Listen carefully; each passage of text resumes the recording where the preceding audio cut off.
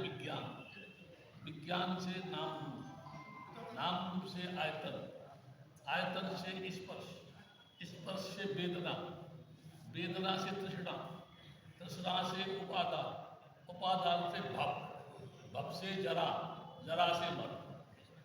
यानी अविद्या होगी तो संस्कार होगा, संस्कार होगा तो विज्ञान होगा, विज्ञान होगा जैसे गर्भवती कोई महिला है, विज्ञान है, बच्चा है, लड़का है, लड़की है, तो संस्कार से विज्ञान, विज्ञान से नाम आया, तो नाम भी है रूप भी है। हम जितने बैठे हैं सबके नाम है, सबके रूप है। तो अविद्या से संस्कार, संस्कार से विज्ञान, विज्ञान से नाम रूप, नाम रूप से आयतन, नाक कान माँ ये होता है आयतन, आयतन से स्पर्श, स्पर्श से वेदना, तकलीफ होगी, सुख मिलेगा, दुख मिलेगा, तृष्णा, तृष्णा से यानी वेदना, वेदना से तृष्णा, तृष्णा से उपादान, उपादान से जरा यानी उपादान से भव, ये संसार है। उसके बाद जरा, बीमार होगा, मरेगा। ठीक है। तो क्या चीज है, जैसे हम मान ले जो सही निरंतर परिवर्तन हो रहा है।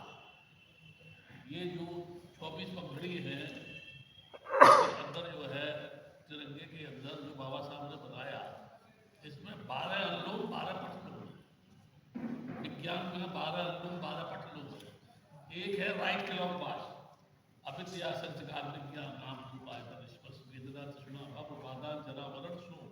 फिर एक है उल्टा, है ना, अविद्या नहीं होगी तो संस्कार नहीं होगा, संस्कार नहीं होगा तो विज्ञान नहीं होगा, विज्ञान नहीं होगा तो नाम रूप नहीं होगा, नाम रूप नहीं होगा तो आयतन नहीं होगा, आयतन नहीं होगा तो स्पर्श नहीं होगा, स्पर्श नहीं होगा तो वेदना नहीं होगी, वेदना नहीं होगी तो तृष्णा नहीं होगी, तृष्णा नहीं होगी तो उपादान नहीं होगा, उपादान नहीं होगा तो भव नहीं होगा, भव नहीं होगा तो जरा नहीं होगा यानी बीमार नहीं होगा, और जरा नहीं होगा तो मरण नहीं होगा, मरेगा नहीं।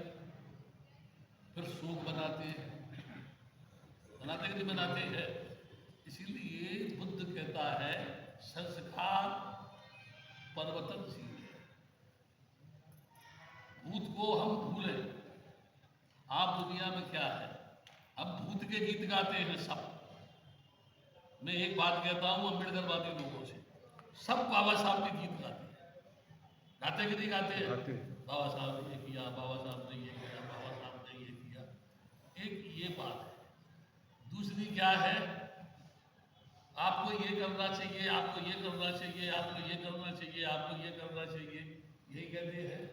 लेकिन मैं ये कहता हूँ भूत को छोड़ो, भविष्य को छोड़ो, वर्तमान में तुम क्या कर रहे हो ये बताओ। ठीक है, वर्तमान में तुम क्या कर रहे हो ये बताओ। तुम कुछ नहीं कर रहे हो, भूत के हमें गीत सुना रहे हो और भविष्य का हमको प्रलोभन दे रहे हो, यानी तुम हमको धोखा देते।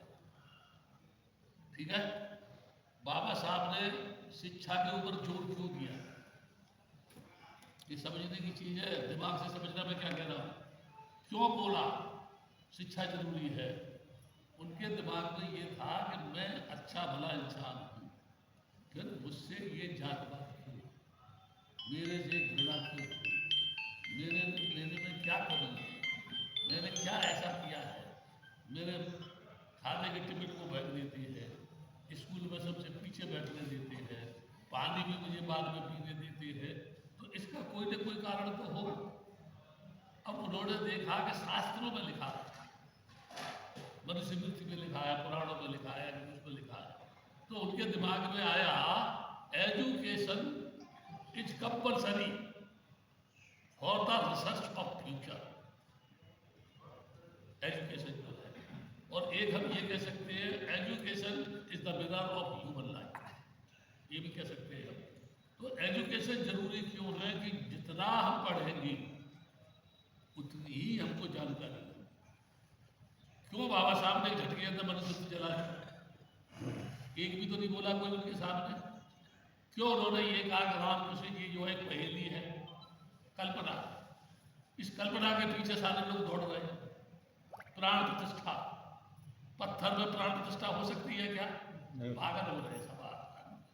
अब दूसरे क्या कह रहे, राम राम करना पड़ेगा अगर रहना है तो, है राम की शरण में आएंगे तो सर्व कल्याण हो जाएंगे। फिर ठीक है ना? हाँ?